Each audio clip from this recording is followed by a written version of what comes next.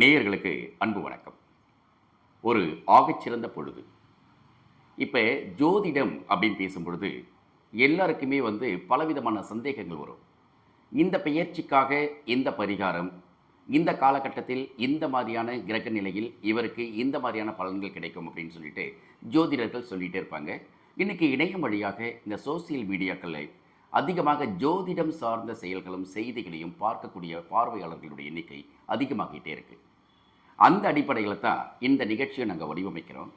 நம்மளுடைய நான் மீடியா நேயர்களுக்காக இந்த புத்தாண்டு வரக்கூடிய 2026 எப்படி இருக்க போகுது அப்படின்ட்டு ஏகப்பட்ட ஜோதிட வல்லுநர்கள் கருத்துக்கள் சொல்லிட்டு இருந்தாலும் கூட, எதற்காக இந்த விஷயத்துக்கு இவ்வளோ பெரிய இம்பார்ட்டன்ட் கொடுக்குறோம் அப்படிங்கிறதும், இந்த இம்பார்ட்டண்ட்டுக்கு பக்கத்தில் நம்ம எதை நாம் கடந்து போகிறோம் அப்படிங்கிறதையும் இந்த நேரம் சொல்ல போகுது அப்படிங்கிறது தான் இந்த நிகழ்ச்சியினுடைய பின்னணி. ஜோதிடத்தில் பல ஆண்டுகளாக ஆராய்ச்சிகள் செய்து அஸ்ட்ராலஜராக மட்டுமல்ல, எண் கணித நிபுணராகவும் இதன் பின்னணியில் மக்களுக்கு பலவிதமான கருத்துக்களை சொல்லிக் கொண்டிருக்கக்கூடிய சத்தியமகி என்கிற ஒரு ஜோதிட நிபுணரை சந்திக்கிறோம்.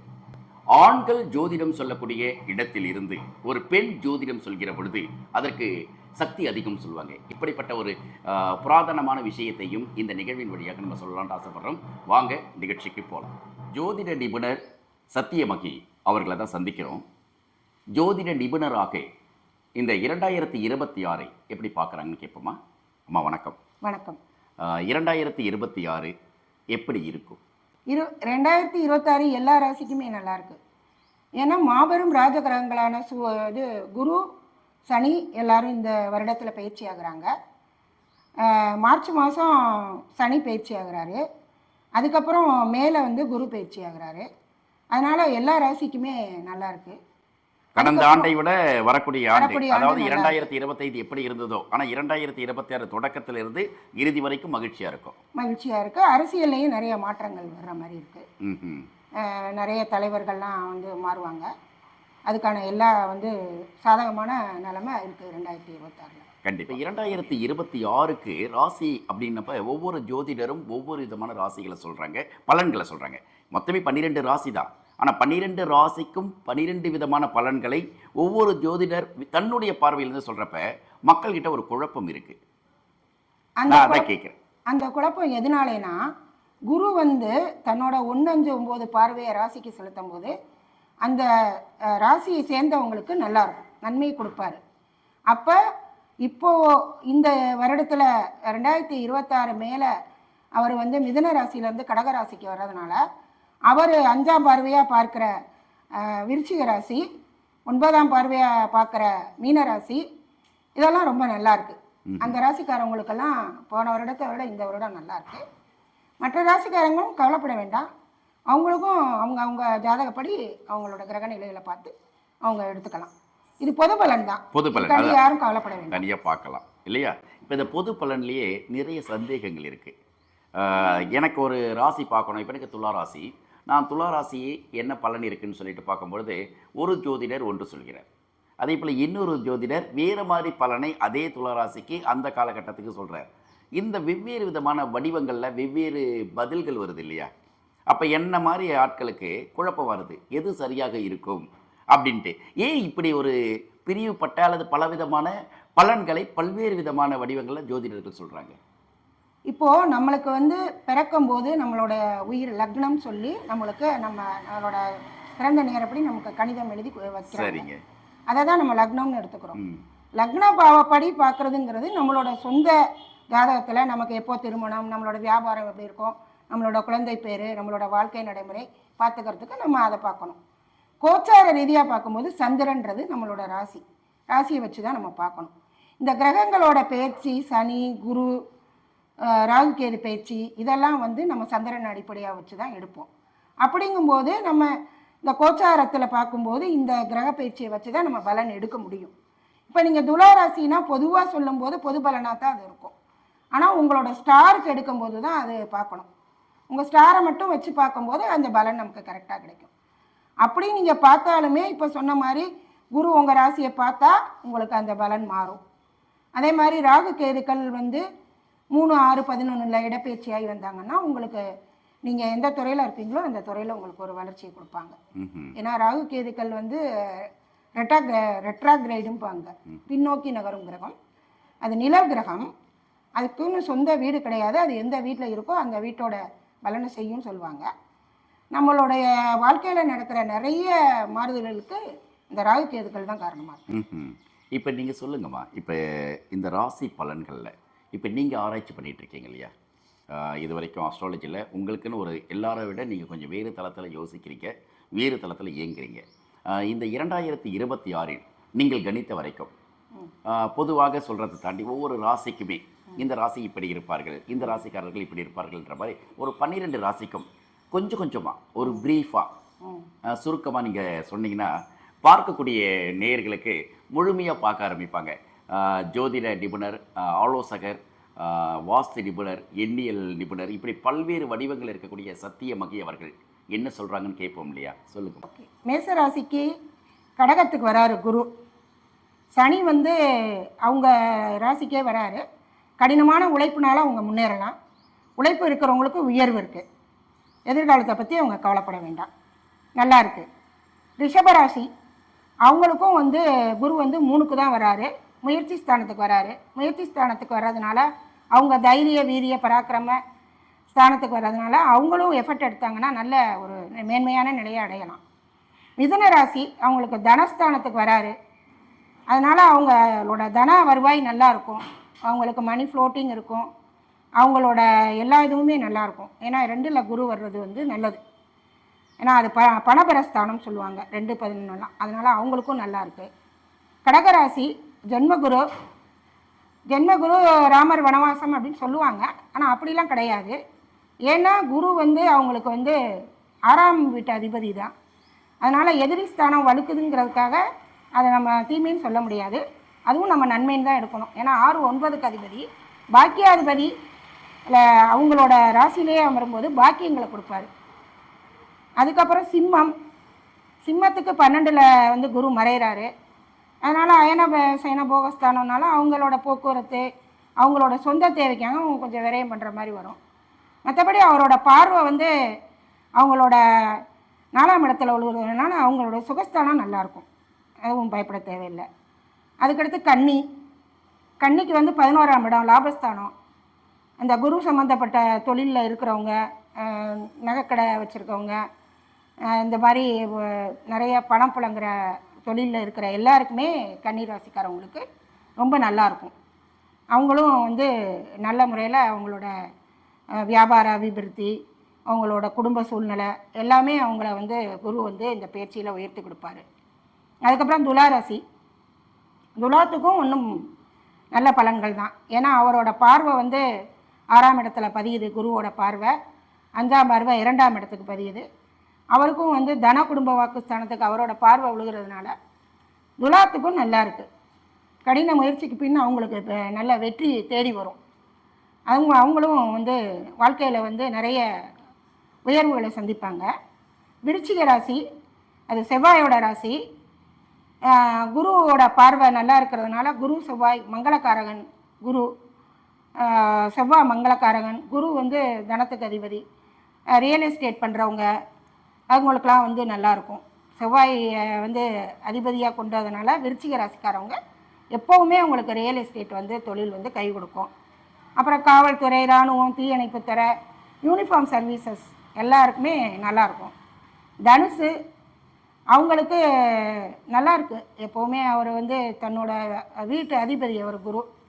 அவங்க எல்லாருக்குமே இந்த டீச்சிங் ப்ரொஃபஷன், அடுத்தவங்களுக்கு சொல்லிக் கொடுக்குற இடத்துல இருக்கிறவங்க, வழிகாட்டியாக இருக்கிறவங்க, அவங்களுக்கு எல்லாருக்குமே தனுசு வந்து எப்போவுமே வந்து ஒரு நல்ல உபயராசி, அருமையான பலன்களை கொடுக்கும். தனுசு ராசிக்காரங்க கவலைப்பட தேவையில்லை. இந்த வருடம் மிக அருமையான கோடீஸ்வர யோகம்லாம் இருக்குது தனுசுக்கு.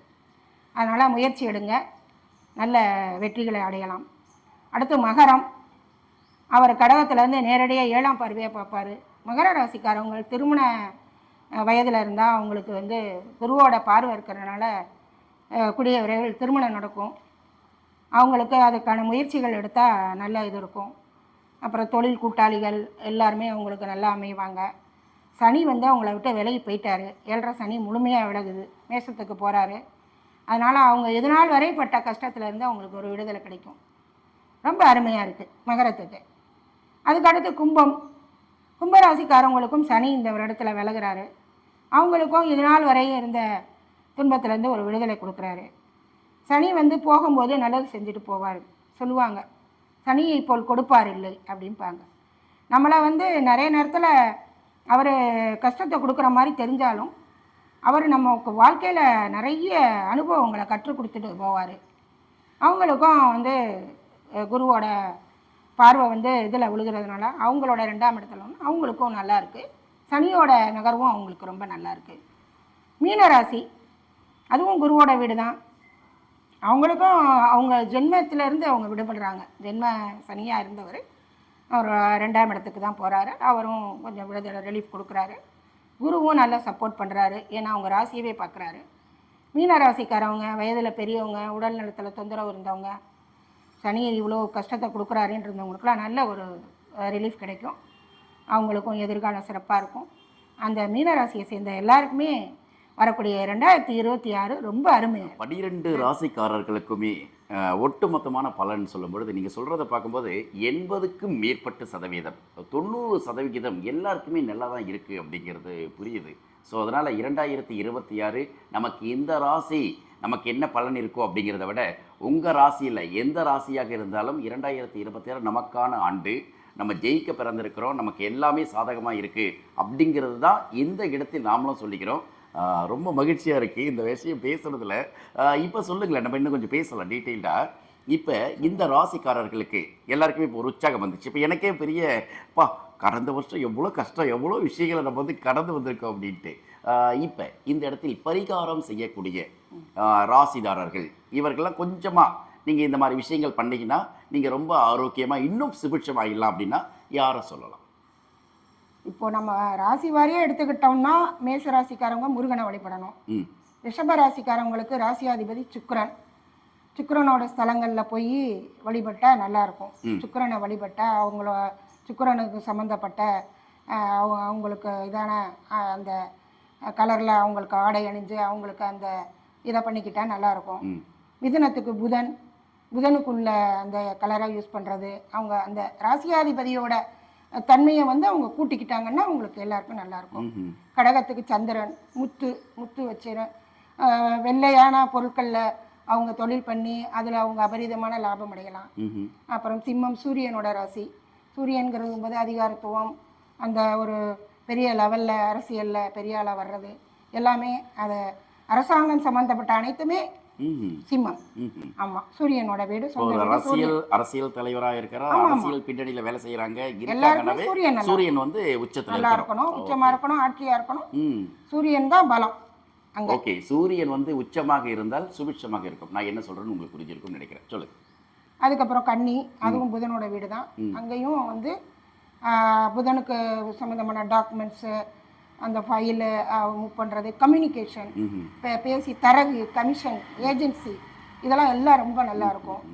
அதுக்கடுத்து துலாம், அதுவும் சுக்கிரனோட வீடு தான். ஆடைய ஆபரணம், ஷாப்பிங் காம்ப்ளெக்ஸ் கட்டி வாடகைக்கு விடுறது, சுக்கிரன் சம்மந்தப்பட்ட பெண்கள் சம்மந்தப்பட்ட பியூட்டி பார்லரு, இது பெரிய டெக்ஸ்டைலு, கார்மெண்ட்ஸு, அதெல்லாம் வந்து சுக்கிரனுக்கு வந்து சுக்கிரனோட ஸ்தலம் கும்பகோணத்துக்கு பக்கத்தில் இருக்குது. அங்கே போய் வழிபடணும். சுக்கிரனோட வழிபாடுன்னு எடுத்துக்கிட்டோம்னா, சுக்கிரன்னா பெண்கள், பெண்களுக்கு தானமாக வந்து ப்ளவுஸ் பீட்டு கொடுக்கறது, அப்புறம் வந்து எழுதி கொடுத்துறது. ஆமாம், கோயிலில் வந்து அந்த மாதிரி அந்த கன்னி பெண்களுக்கு ஏதாவது வாங்கி கொடுக்கறது, அப்புறம் சுமங்கலி பெண்களுக்கு அந்த மஞ்சள் குங்குமம் அது வெற்றியை பார்க்க, அந்த மாதிரி அந்த சுக்கிரனோட இதுக்கு வந்து அந்த மாதிரி பரிகாரம். சுக்கிரனா பெண், நம்ம சகோதரி, ஒட்டுமொத்தமாக தன்னுடைய தோழியிலாகட்டும், தன்னுடைய மனைவியாகட்டும், குழந்தையாகட்டும், மகளாகட்டும், யாரோ ஒருத்தர் ஏதோ ஒரு பெண்ணுக்கு நீங்க செய்யணும். அவங்க குடும்பத்திலேயே அவங்க சகோதரியோ, அவங்க நாத்தனார், மாமியார், அவங்களுக்கு ஏதாவது அவங்களுக்கு உபயோகப்படுத்துகிற அந்த ஆடை இதை கொடுத்து அவங்க காலில் நமஸ்காரம் வாங்கிட்டாலும் அதுக்கே பரிபூர்ண அருள் சுக்கிரன். அது எளிமையான பரிகாரத்திலேயே அவங்க பண்ணிக்கலாம். அதுக்கப்புறம் செவ்வாய், முருக கடவுள், நம்ம ஒரு அறுபடை வீடு முருகன், தமிழ் கடவுள். துளராசிக்காரர்கள் வந்து முருகனை வணங்கணும். இது விருச்சிகம். விருச்சிகக்காரங்க. விருச்சிகம் வந்து முருகன் தான், தமிழ் கடவுள் முருகன் இருக்கார் இல்லையா? ஆமா. அதனால அவரை நினைச்சு வீட்டில் வழிபடுறது, கந்த சஷ்டி கவசம் கேட்கறது, கந்த குருகவசம் கேட்கறது, இதுவே வந்து ஒரு நல்ல இதை கொடுக்கும். ஓகே. அருகாமையில் இருக்கிற கோயில்களுக்கு போய் பாம்பன் சுவாமிகள் ஒரு ஸ்லோகம் எழுதியிருக்காங்க, ரொம்ப அருமையாக இருக்கும். அதெல்லாம் படித்தோம்னா நமக்கு மனசுக்கும் அமைதியாக இருக்கும். அதே சமயத்தில் அந்த பரிபூர்ணமான அந்த செவ்வாயோட அனுகிரகம் நமக்கு கிடைக்கும். அடுத்து விருச்சிகத்துக்கு அடுத்து தனுசு. தனுசு. ஆமாம். குருஸ்தலம் திருச்செந்தூர். ஓகே. ஆமாம். ஒரு முறை திருச்செந்தூர் சென்று வரலாம். திருச்செந்தூரில் போய் நல்லா தியானம் பண்ணி முருகனை வந்து வழிபட்டா அந்த எல்லா பிரச்சனையில இருந்துமே விடுதலை கொடுப்பாரு. அப்புறம் மகரம் சனியோட வீடு. சனினாலே வந்து அவர் வந்து ரொம்ப எளிமை, அடிமை, இந்த ரொம்ப கீழான வேலையை செய்யறவங்களுக்கு உதவி செய்யணும். அது மூலமே அவரோட இதை நமக்கு பரிபூர்ணமா கொடுத்துருவாரு. ரோட்டு ஓரத்துல படுத்து வரவங்களுக்கு பெட்ஷீட் இல்லாம இருந்தால் அது வாங்கி கொடுக்கலாம். அப்புறம் வந்து ரொம்ப அந்த ரொம்ப கஷ்டப்படுறவங்களுக்கு உதவி பண்ணா சனி நமக்கு நல்ல இதை கொடுப்பாரு. அது நல்ல ஒரு ரெமிடியா இருக்கும். அதே மாதிரி தான் கும்பத்துக்கும் ரெண்டுக்கும் அதுக்கும் அவர் தான் சனிதான் அதிபதி. நம்மளால முடிஞ்ச அளவுக்கு தானங்கள் செய்யலாம். ஏன்னா தானத்துல சிறந்தது அன்னதானங்கிறாங்க. அவங்களுக்கு எது முடியுமோ கடவுள் யாருக்கிட்டையும் இதை செய்யுங்கன்னு சொல்ல மாட்டாரு. நம்ம ஆத்ம திருப்திக்காக செய்யறோம், அதனால அதை நம்ம செஞ்சுக்கலாம். அதுக்கப்புறம் அதே திரும்ப மீன ராசி, அதுவும் குருவோட ராசி தான். அதுவும் நம்ம குரு சம்பந்தப்பட்ட வயதில் பெரியவங்களை, மூத்தவங்களை, அவங்களுக்கு தேவையானதை செய்யலாம். அதை ஒரு சேவையா கூட செய்யலாம். எதிர்பார்ப்பு இல்லாம செய்யணும். கிரகங்கள் நம்மளை வழி நடத்திட்டு இருக்கு. நம்மளும் வந்து பயப்படவே கூடாது. இது வந்து கிரகங்களோட நகர்வு தான் அந்த காலத்துல ஜாதகம்னு கிடைச்சி வச்சாங்க. சில நேரங்கள்ல சில இடர்பாடுகள் வரும். அதை நாங்க அஸ்ட்ராலஜில விதி, மதி, கதின்னு மூணா பிரிக்கிறோம். அதுல வந்து சஞ்சித கர்மா, பிராப்த கர்மா, ஆகாமிய கர்மா. அப்போ பிராப்தம் இதுதான் அப்படின்னா நம்மளோட இதை வந்து நம்ம கர்மாவை குறைச்சிக்கிட்டு நம்ம எதுக்காக இந்த பூமிக்கு வந்திருக்கோமோ அதுக்கான வேலைகளை எந்த எதிர்பார்ப்பும் இல்லாமல் கடமையை செய், பலனை எதிர்பாராது. சனியாக தான் நடப்பார். நம்ம செஞ்சுட்டா அவரே கொடுத்துருவார். அதனால நம்ம அந்த வழியில் நடந்து நல்ல ஒரு இதை எதிர்காலத்தை அமைச்சுக்குவோம். ஒரு பக்கம் அஸ்ட்ராலஜி சார்ந்த விஷயங்கள் போயிட்டு இருக்கு இல்லையா, இன்னொரு பக்கம் எண்ணியல் சார்ந்த விஷயங்களையும் பலன்கள் சொல்லிட்டு இருக்கோம். இப்போ இதை பார்க்குற மக்களுடைய கூட்டமும் இருக்கிற மாதிரி அங்கேயும் ஒரு விதமான எண்ணிக்கையில் அதிகமாகிட்டு இருக்காங்க. நீங்கள் சொல்லுங்களேன், ரெண்டுமே பேலன்ஸ் பண்ணி பார்க்குறப்ப இப்போ இதில் ஒரு பலன் இருக்கும், இதில் ஒரு பலன் இருக்கும். இந்த தேதிக்காரர்களுக்கு இந்த பலனை, இந்த ராசிக்காரர்களுக்கு எதுன்ட்டு பார்க்கக்கூடியவர்கள் மனநிலையில் இந்த விஷயத்தை எப்படி எடுத்துக்கணும்? எண்கணிதம்ன்றது வந்து அந்த ஒவ்வொரு எண்ணுக்கும் ஒவ்வொரு கிரகத்தை கொடுத்துருக்காங்க. 1ஆம் எண் சூரியன், 2ஆம் எண் சந்திரன், 3ஆம் எண் குரு, 4ஆம் எண் வந்து ராகு, 5 புதன், 6 சுக்கிரன், 7 கேது, 8 சனி, 9 செவ்வாய். இப்போ நம்ம பேரண்ட்ஸ் நமக்கு பிறந்திருக்கும் போதே பேர் வச்சுருப்பாங்க. நம்ம பேரில் மாற்றம்ங்கிறது இப்போ பண்ணிக்க முடியாது. ஆனால் இப்போ நியூமராலஜி என்ன சொல்லுது அப்படின்னா, பிரபஞ்ச சக்தி நம்மளை ஈர்க்குதுங்கிறதுனால அந்த பேரை வந்து ஒவ்வொருத்தரும் நம்ம அழைச்சி கூப்பிடும்போது அதுக்கு அது நம்மளுக்கு பாசிட்டிவ் வைப்ரேஷன் கொடுக்கணும். நம்ம இந்த ஸ்டாரில் பிறந்திருக்கோம், இந்த கிரகம் நம்மளை ஆளுமை பண்ணுது அப்படின்னா நம்ம ஏன் நம்ம பேரை கொஞ்சம் சேஞ்ச் பண்ணி அந்த கிரகத்தோட சப்போர்ட் நமக்கு முழுசாக கிடைக்கிற மாதிரி வச்சுக்கக்கூடாதுங்கிறதுக்காக தான் பேரியலில் வந்து ஒரு மாற்றம் கொண்டு வந்து வச்சுக்கிறாங்க. இது போக நம்ம date of birth, month, year 3த்தையும் கூட்டினா நம்மளோட பிறந்த எண், விதி எண் அப்படி வரும். பிறந்த எண்ணும் விதி எண்ணும் நம்ம மாற்ற முடியாது. அதே மாதிரி நம்ம பேரும் நம்ம பேரண்ட்ஸ் நமக்கு வச்சுருவாங்க. சில நேரங்களில் பை லக்கா நம்மளை ஆளுற கிரகமே நம்மளோட கூட்டு எண்ணுக்கும் விதி எண்ணுக்கும் சப்போர்ட் பண்ணும். இப்போ எனக்கே எடுத்துக்கங்க, என் பேரை வந்து சத்யபாமான்னு இனிஷியலோட கேன்னு போட்டு கூட்டி பார்க்கும்போது எனக்கு 25/7 வரும். என்னோட டேட் ஆஃப் பர்த் 7. அப்போ நம்மளை வந்து ஆளுமை பண்ணுறது அந்த கிரகம் கேது. கேதுனா ஆன்மீகம். அப்போ நானே தேர்ந்தெடுத்து தான் இந்த அஸ்ட்ராலஜிக்கில் வந்து. அப்போ ஒவ்வொருத்தரும் நம்மளுக்கு ஏதோ ஒரு காரணத்துக்காக பேர் வச்சுருப்பாங்க. நம்மளுக்கு அம்மா அப்பா அவங்களோட சூட்டபிள் நேம், அவங்க ஏதாவது சாமி பேர் அப்படிலாம் கூட வைப்பாங்க. இது வந்து நம்மளுக்கு இப்போ நம்மளோட ஆளுமை கிரகத்துக்கு அது மேட்சாக வந்துட்டா அதையும் நம்ம கண்டினியூ பண்ணிக்கலாம். இல்லை அப்படின்னா இந்த லெட்டர்ஸில் சின்ன சேஞ்ச் பண்ணிக்கலாம். ஒரு எழுத்தை கூட்டி வச்சுக்கிற மாதிரி அந்த மாதிரி எல்லாம் நம்ம வந்து நேமில் ஒரு சின்ன சின்ன சேஞ்ச் பண்ணிக்கலாம். சரி, இந்த மாற்றங்கள் வந்து வாழ்க்கையை வந்து அடுத்த கட்டத்துக்கு வாழ்க்கையை வந்து நல்லா நம்ம மாற்றங்களை மாற்றி எதிர்பார்க்கலாம். கொடுப்போம். சரி, சரி. மாற்றி சரி, இந்த வாஸ்து சார்ந்த விஷயங்களையும் கொஞ்சம் கேட்கலாம். நீங்க வாஸ்து சார்ந்து ஏதாவது எங்க கேட்கலாம்? வாஸ்து வந்து நம்மளுக்கு வந்து எல்லா விதத்துலையுமே நன்மை அளிக்கும். ம். ஒரு கிரகம், அதாவது ஒரு வீடு ம். அது மனையா இருக்கும்போது அதை நம்ம சும்மா மனை அப்படின்னு பார்ப்போம். ம். நாங்கள் வந்து அஸ்ட்ராலஜியில் அது வாஸ்து புருஷன் அப்படின்னு சொல்லுவாங்க. ம். ம். வாஸ்து வந்து ஒரு இடம் வந்துட்டாலே, அந்த வீட்டை கட்ட ஆரம்பிச்சிட்டாலே, ம். அதுக்கு அஸ்திவாரம் போட்டுட்டாலே அவர் வந்து தங்கிடுவாராம். ம். அப்போ திக்குகள் வந்து 8ன்னு சொல்கிறாங்க. ஆமாங்க. கிழக்கு, மேற்கு, வடக்கு, தெற்கு, வடமேற்கு, தென்மேற்கு, ம். வடகிழக்கு, வடமேற்கு, இது தெற்கு. ஆமா, சொல்லுங்க. இப்போ நம்ம வீட்டில் ஒரு இதாக எடுத்துக்கிட்டோம்னா, சாதாரணமாக கிழக்கு பார்த்த மனை அமையிறது நல்லது. வடக்கு குபேரன் திசை அதுலேயும் அமையலாம். சரி. தெற்கு வந்து நல்லா காற்றோட்டமாக இருக்கும். அது அவங்கவுங்க ராசிக்கு ஏற்ற மாதிரி அந்த வாயில் வச்சுக்கிறது, தலைவாயில் வச்சுக்கிறது நல்லது. தென்கிழக்கு அக்னி மூலை, கண்டிப்பாக சமையல் அங்கே தான் சமையல் அறை.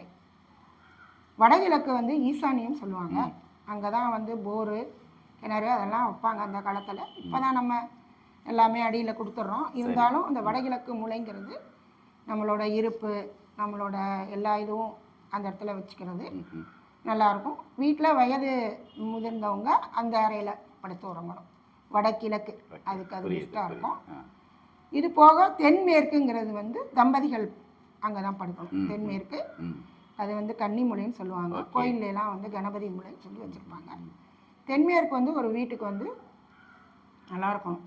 தென்மேற்கில் வந்து எந்த இதுவும் வந்துடக்கூடாது. இப்போ அநேகமாக கணவன் மனைவிக்குள்ளே வந்து பிரச்சனைகள் வருது அல்லது குடும்பத்தில் ஒரு சச்சரவு வருதுன்னா எங்கோ ஒரு அடிப்படையில் அவர்களுக்கு பொருந்தி போகலை அப்படிங்கிற மாதிரி ஒரு விஷயம் பேசப்படும். இப்போ நீங்கள் சொல்கிறத பார்க்கும்போது ஒவ்வொரு வீட்லேயுமே இந்த கன்னி மூலை வந்து சரியாக இருந்துட்டா அநேகமாக ஹஸ்பண்ட் ஒய்ஃபுக்குள்ள பெரிய பிரச்சனைகளே வராது நினைக்கிறேன்ல. அடிப்படை அங்கே தான் இருக்குல்ல. அடிப்படை அதான். அப்போ இதுக்கு இத்தனை ஆண்டுகளில் பேசுகிற விஷயத்தில் நம்ம எடுத்துக்க வேண்டிய விஷயம் என்னென்னா, உங்கள் வீட்டில் எந்த அறையில் என்ன மாதிரியான வாஸ்து செஞ்சுருக்கீங்களோ இல்லையோ, கன்னி மூலை சரியாக இருக்காது மட்டும் ஒரு வாட்டி செக் பண்ணிக்கோங்க. நீங்கள் தம்பதிகளாக இருந்தால், திருமணமானவர்களாக இருந்தால், உங்கள் வீட்டில் கன்னி மூலை சரியாக இருந்துட்டா உங்களுக்குள் எந்த பிணக்கும் வராது. அப்போ வாழ்க்கையில் பாதி வெற்றி இல்லை. நல்லா அதை வந்து நம்ம பார்க்கணும். பார்த்து தான் அவங்கள வந்து அங்கே அந்த அறையில் தங்க வைக்கணும். ஓகே. அதே மாதிரி வடமேற்கு அது வாயு மூலை, அது போர்ட்டிகோ, அது மாதிரி. அதாவது பிரபஞ்சம் வந்து ஒரு இதை வந்து நமக்கு கொடுக்குது, அதை ரிசீவ் பண்ணணும் வீடு. அப்போ அந்தந்த இடத்துல அதை ரிசீவ் பண்ணால் தான் அந்தந்த வேலைகள் சரியாக நடக்கும். இப்போ நம்ம ஒரு வண்டி எடுக்கிறோம், அதை ஸ்டார்ட் பண்ணணும்னா அந்தந்த இடத்துல அந்தந்த பார்ட்ஸ் இருந்து இந்த வேலையை செய்கிறதுனால தான் அந்த வண்டி ஓடுது. கண்டிப்பாக. அதே மாதிரி தான் அக்னி மூலையில் வந்து நம்ம நீர் சம்மந்தப்பட்ட இதுகளை வச்சுட்டு பண்ணிட்டு இருந்தோம்னா அக்னிக்கும் நீருக்கும் ஒத்து வராது. அந்த அதோட எதிர்ப்பு அது கொடுக்கும். அந்த எதிர்ப்பு அந்த வீட்டில் இருக்கிறவங்க தான் ஏற்றுக்கிற மாதிரி வரும். அதனால கடவுளால் படைக்கப்பட்ட இந்த பிரபஞ்சத்தில் அந்த இது காற்று, நீர், நெருப்புன்னு அந்த தத்துவத்தை நம்ம கரெக்டாக ரிசீவ் பண்ணி அந்தந்த இடத்துல அந்தந்த மூலையில் அதை அமைச்சிட்டோம்னா வாழ்க்கை ரொம்ப சிறப்பாக இருக்கும், வளமாக இருக்கும். அது கரெக்டு மணிமேகலை, நீங்கள் சொல்கிறது கரெக்டு. இப்போ வீட்டை கட்டிப்பார் கல்யாணம் பண்ணிப்பார் அப்படின்னு சொல்லுவாங்க. கல்யாணம் பண்ணி பார்க்குறதுல எவ்வளோ சிரமம் இருக்கோ அதே சிரமம் தான் வீட்டை கட்டி பார்க்குறதுலையும் சரி. காணி நிலம் வேண்டும் பராசக்தி, எனக்கு ஒரு காணி நிலம் வேண்டும் அப்படின்னா எனக்கு வேணாம், எனக்கு பின்னாடி இருக்கு எதற்கு பாரதி பாடினார்ன்றதை நம்ம ஒரு பக்கம் வச்சுட்டு இன்னொரு பக்கம் பார்த்தோன்னா எலி வேலையானாலும் தனி வேலை எனக்கு வேணும் அப்படி எல்லாருக்கையும் ஆசை இருக்கும் இல்லையா. வீடு கட்டணும், கல்யாணம் பண்ணி பார்க்கணும் அப்படின்ட்டு இந்த ரெண்டு தலை தான் பிரச்சனையும் உருவாகுது. வீடு கட்டி பார்ப்பதற்கான சூழ்நிலை உருவாகிறது இல்லை. எங்கேயோ ஒரு அப்பார்ட்மெண்ட்ஸில் கட்டி கிடச்சிடுது நமக்கு, நம்ம உள்ளே நுழைஞ்சிடுறோம். சில பில்டர்ஸ் வந்து நம்மக்கிட்ட கேட்டு கட்டுறதுக்கான அனுமதி கொடுக்குறாங்க. பல இடங்களில் நாங்கள் வைக்கிறது தான், நாங்கள் வாஸ்துப்படி தான் பண்ணுறோன்னு சொல்லி கொடுப்பாங்க. நம்ம ராசிக்கு செட் ஆகாமல் இருக்கலாம் அந்த வீடு. அதே மாதிரி கல்யாணம் கூட பார்த்திங்கன்னா ஏதோ ஒரு அடிப்படையில் ஒரு கட்டாயத்தின் நிர்பந்தத்தின் அடிப்படையில் காதலாக இருக்கலாம், பார்த்து செஞ்சுருக்க மாட்டோம், எங்கேயோ ஒரு அடிப்படையில் ஒரு திருமணம் ஆகிடும். அப்போ பிரச்சனைகளே இருக்க இதை சரிப்படுத்த முடியாதுன்றப்ப உங்களை மாதிரி நிபுணர்களை தேடி வர வேண்டிய கட்டாயத்தில் இருக்கோம் நாங்கள் இல்லையா. இப்போ எனக்கு என்னன்னா, என்னுடைய பெயர் இப்படி அமைஞ்சு போயிடுச்சு, எனக்கு சரியாக இல்லை, எனக்கு வந்து வீடு இப்படி அமைஞ்சு போயிடுச்சு, ஆனால் எனக்கு வீட்டை விட்டுட்டு வெளியே வந்துட முடியாது. எனக்கு தெரிஞ்சும் தெரியல என்னுடைய வாழ்க்கை துணை என் கணவனாக அல்லது மனைவியாக இருக்கிறவங்க அப்படி சொல்லலாம், ஆணாக இருக்கும்போது என் மனைவியாக அமைஞ்சிட்டாங்க, வேறு வழி இல்லைன்ட்டு. ஸோ இதையெல்லாம் மாற்றி அமைக்கக்கூடிய விஷயம்ல வா பிரிஞ்சிக்கோ அப்படின்லாம் சொல்ல முடியாது. உங்களை மாதிரி நிபுணர்கள் அதற்கான ஆலோசனைகளையும் பரிகாரங்களையும் விளக்கங்களையும் சொல்கிறீங்க, நீங்கள் செய்கிறீங்களாம்மா? விதியை மாற்றி அமைக்கக்கூடிய இதை வந்து மதியை வந்து நமக்கு கடவுள் கொடுத்துருக்காரு. சரி. நம்ம அந்த மதியால் இந்த விதியில் வந்து என்ன இருக்குன்றதை தெரிஞ்சுக்கிறதுக்காக தான் ஜோதிடம் உருவானது. அப்போ நம்ம தெரிஞ்சுக்கிட்டு அந்த இறைவனை எந்த கடவுளை பற்றினா இந்த பிரச்சனையிலேருந்து விடுபடலாம். இப்போ ராகு கேதுக்கள் வந்து எதற்காக படைக்கப்பட்டது என்றால் முன்ஜென்ம கர்மாவில் தான் நம்ம பிறவி எடுத்திருக்கோங்கிறாங்க. அதாவது நம்ம அப்பா தாத்தா அவங்களோட பேலன்ஸ் அனுபவிக்க தான் நம்ம பிறந்திருக்கோம்னு டிஎன்ஏ அஸ்ட்ராலஜி சொல்லுது. அப்போ ராகுனா தாத்தா, கேதுனா பாட்டி. அப்போ ராகு கேதுக்கள் ஒரு ஜாதகத்தில் இருக்கிறத வச்சு அவங்களோட கிரகங்களோட நகர்வை வச்சு ஓரளவு அவங்களோட விதியை தீர்மானிச்சிடலாம். அப்போ எங்களுக்கு இந்த விதியிலேருந்து இதுவே கிடையாதா, இது நாங்கள் விடுவே கிடையாதா இருக்கு. ஏன்னா ராகு கேதுக்களை அடக்கிற சக்தியை வந்து சிவன் எடுத்துக்கிட்டார். அப்போ அந்த சிவனை போய் வழிபடும் போது அவர் அதை கண்ட்ரோல் பண்ணுறாரு. அந்த சக்தியை வழிபடும் போது இந்த நவ கிரகங்களையுமே அந்த சக்தி தான் தனக்குள்ளே அடக்கி வச்சுருக்காங்க. அப்போ அந்த கோயில்களுக்கு அந்த உரிய தெய்வங்களை போய் வழிபட்டு அந்த இதில் இருந்து நம்ம அந்த இதை வந்து குறைச்சிக்கலாம். அஸ்ட்ராலஜிலேயே நீங்கள் ஒரு அழகான ஒரு வார்த்தை சொன்னீங்க, டிஎன்ஏ அஸ்ட்ராலஜி அப்படின்னு சொல்லிட்டு, மரபியல் சார்ந்த விஷயங்களில் தொடர்ச்சியாக வரும் அப்படின்ட்டு. அதே போல் பரிகாரங்களுக்கும் என்ன மாதிரியான பின்னணியில் நம்ம செயல்படுறோம் அப்படிங்கிறது ரொம்ப அழகாக சொல்லியிருந்தீங்க. இப்போ நம்மளை மாதிரி ஒரு நடுத்தரமான ரொம்ப எளிமையான வாழ்க்கையில் அடிபட்டு வரக்கூடிய மனிதனுக்கு இந்த மாதிரியான விஷயங்கள் வழியாக தான் அவர்களுக்கு வந்து மாரல் சப்போர்ட்டே தர முடியும். இப்போ நீங்கள் ரொம்ப தெளிவாக சொல்லிட்டு, ஒரு பக்கம் ஜோதிடம், இன்னொரு பக்கம் எண்ணியல் சார்ந்த விஷயங்கள், இன்னொரு பக்கம் வாஸ்து, இது மூன்றுத்துக்குமே நீங்கள் வந்து நல்ல ஆலோசனை கொடுத்து மக்களுக்கு ஒரு நல்வழி காட்டிகிட்டு இருக்கீங்க. இப்போ உங்களை தொடர்பு கொள்ளணும் அப்படின்னா, இப்போ பார்த்துட்டு இருக்கக்கூடிய நேயர்கள் நேரடியாக வந்து பார்க்குறவங்க ஒரு பக்கம் இருக்கும், சில பேர் வந்து ஆன்லைனில் பார்க்கணுன்ட்டு, நீங்கள் எப்படி நேரடியாக பார்க்க அனுமதிக்கிறீங்களா இல்லை ஆன்லைன் மட்டும்? ஆன்லைன் தான், எல்லாமே ஆன்லைன் தான். ஃபோன் நம்பரில் கான்டாக்ட் பண்ணிவிட்டு என்னோட மெயில் கொடுத்துட்றேன். அதில் அவங்க ஜாதகம் அனுப்புறதுன்னா மெயில் ஐடிக்கு அனுப்பலாம், இல்லை வாட்ஸ்அப்பில் தொடர்பு கொள்ளலாம். சரி, இப்போ இந்த நிகழ்ச்சியை பார்த்துட்டு இருக்கக்கூடிய நேயர்களுக்கு நம்ம சொல்கிற விஷயம் என்னென்னா, இந்த நிகழ்ச்சியோட தொடக்கத்திலிருந்து இப்போ வரைக்கும் பார்த்தீங்கன்னா ஸ்க்ரோலிங்கில் வந்து முழு எண் போட்டிருப்போம். அவங்களுக்கு என்ன நம்பரில் தொடர்பு கொள்ளணும், எந்த இடத்துல இருக்கிறாங்க அப்படிங்கிறது அவங்களுடைய மின்னஞ்சல் முகவரையும் கொடுத்துருப்போம். நீங்கள் அந்த எண்ணுக்கு வந்து தொடர்பு கொண்டு அந்த மின்னஞ்சல் அனுப்பலாம்.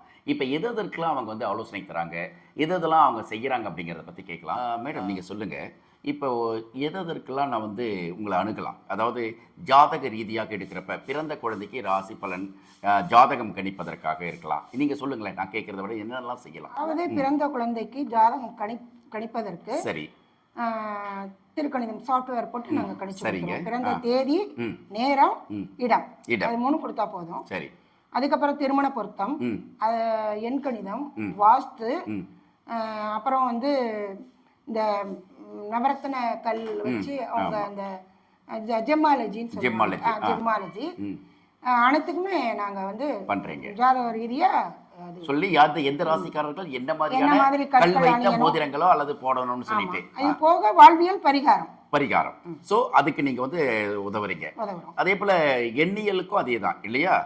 சரி, வாஸ்துக்குன்னு வரும்பொழுது நான் சொன்னேன்ல முன்னாடியே, ஆல்ரெடி அபார்ட்மெண்ட்ஸ்ன்றப்ப நம்மளால மாற்ற முடியாது. புதிதாக நான் வீடு கட்டணும்னு ஆசைப்படுறேன். அப்ப புதிதாக ஒரு இடத்தில் ஒரு நிபுணராக இங்க இதை வைக்கணும், நீங்க சொல்ல மாதிரி முக்கியமா கன்னி மூலை நமக்கு முக்கியமா இருக்கணும் அப்படின்னா அந்த இடத்திற்கான விஷயங்கள் இப்ப இதெல்லாம் நீங்க முன்னாடியே வந்து செய்யணும் அப்படின்னா ஆலோசனை கொடுப்பீங்க? நாங்க அந்த பிளேஸுக்கே வந்து ஆலோசனை. ஓ, அப்ப ஏற்கனவே கட்டப்பட்ட வீட்டுக்கு ஒரு அபார்ட்மெண்ட்ஸ்குள்ள இருக்கக்கூடியவங்களுக்கு கடிதம் வழியாக ஆன்லைன் வழியாக நீங்க சொல்ல வாய்ப்பு. நாங்கள் அங்கே வாட்ஸ்அப்பில் எங்களுக்கு ஃபோட்டோ எடுத்து அவங்க அந்த இதை அனுப்பிட்டாங்கன்னா அதில் என்னென்ன மாற்றம் செய்யலாங்கிறத நாங்கள் கொடுப்போம். அதாவது ஜோதிடம் என்பது ஒரு அறிவியல் அப்படிங்கிறதும், அது தொடர்பாக இயங்கி கொண்டிருப்பவர்கள்லாம் வந்து அறிவியல் பின்னணியில் இருக்கக்கூடியவர்கள் அப்படிங்கிறதும் நம்ம ஆதி காலத்திலே சொல்லிட்டு தான் இருக்கோம். ஜோதிடம் என்பது ஏதோ கணிப்பதல்ல, ஏதோ பூடகமான ஒரு விஷயத்தை சொல்வதல்ல அப்படிங்கிறது தான் நம்மளுடைய சேனல் வந்து ரொம்ப தெளிவாக இருக்குது. அதில் எக்காரணத்தை கொண்டும் சும்மனாச்சும் ஒரு பொய்யான ஒரு விஷயத்தை, பொய்யான தகவலை சொல்வதல்ல. இது ஒரு அறிவியல் பூர்வமாக அணுகுவது அப்படிங்கும்போது அது வந்து சர்வீஸ் அப்படிங்கிற ஒரு விஷயத்துக்குள்ளே தான் வருது. சேவை, இப்போ அம்மா சொன்னாங்க இல்லையா, சேவை அப்படிங்கிற அந்த சேவை தான் முக்கியம். அவங்கள தொடர்பு கொண்டு நீங்கள் அவங்ககிட்ட கேட்கலாம். தாராளமாக இந்த கீழே நம்ம பார்க்குறோம் இல்லைங்களா, இந்த ஸ்க்ரோலிங் எண்ணில், அதே போல் டிஸ்கிரிப்ஷனில் நாங்கள் கொடுத்துருக்கோம்.